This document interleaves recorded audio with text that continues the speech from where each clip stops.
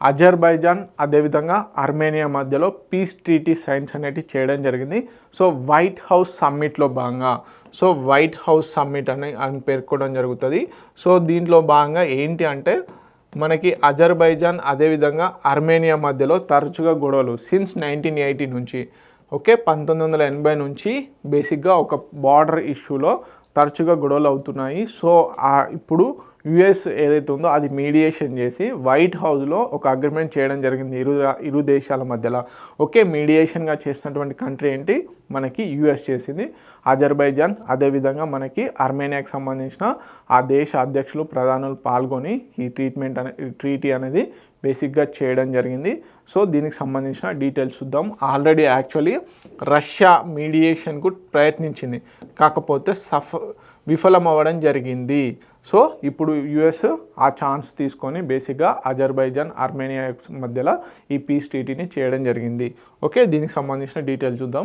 White house summit ఎప్పుడు August 8, 2025 రోజున జరిగింది ఈ ట్రీటీ అనేది.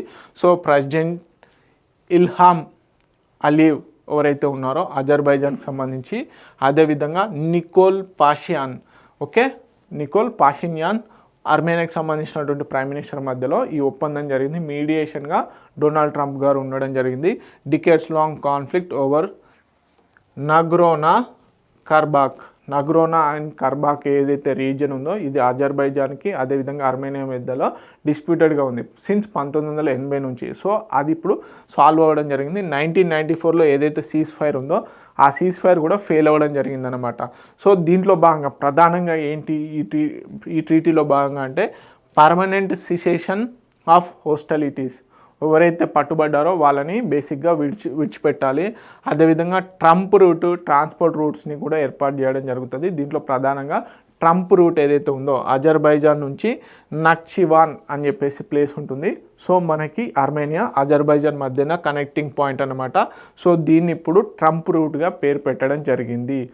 సింపుల్గా ఇక్కడ నుంచి కూడా క్వశ్చన్ ఎక్స్పెక్ట్ చేయొచ్చు. ఇటీవల కాలంలో ట్రంప్ రూట్ అని కూడా వార్తల్లో నిలిచింది. అది దేనికి సంబంధించింది అని అడిగితే అజర్బైజాన్ ఆర్మేనియా మధ్యలో కనెక్టింగ్ పాయింట్ ఏదైతే ఉందో దానికి ట్రంప్ రూట్ అని పేరు పెట్టడం జరిగింది.